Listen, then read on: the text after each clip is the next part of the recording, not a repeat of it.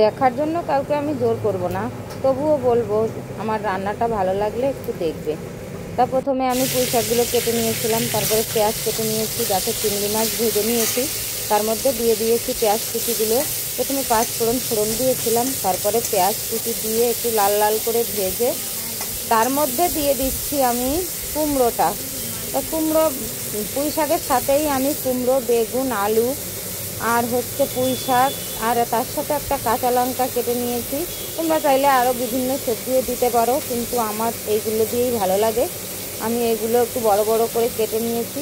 তো দেখো আমার চিংড়ি মাছ, পেঁয়াজ একসাথেই ভাজা হয়ে গেছে। তার মধ্যে আমি কুমড়োগুলো দিয়ে হালকা করে ভেজে নেব একটু। কুমড়ো তো একটু না ভেজে নিলে একদম ঘ্যাট হয়ে যায়, তাই আমি কুমড়োগুলো একটু ভেজে নিচ্ছি। তারপরে আমি সম্পূর্ণ সবজিগুলো একসাথে দিয়ে দিচ্ছি, দিয়ে নুন হলুদ দিয়ে আমি চাপা দিয়ে দেব। চাপা দিয়ে দিয়ে এটা করব, চাপা দিয়ে করলেই ভালো হয়, ভালো লাগে। তবে এর সাথে আর কোনো মশলা আমি দেব না, না আদা বাটা, না জিরে বাটা, আর কোনো মশলা না।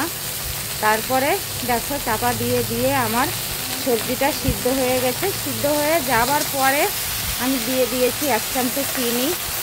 1 চামচ চিনি দিয়ে আবার একটু নেড়ে নেড়ে শুকনো শুকনো করে একদম মাখা মাখা করে আমি নামিয়ে নিয়েছি। তা বন্ধুরা কেমন হয়েছে দেখো আমার রান্নাটা।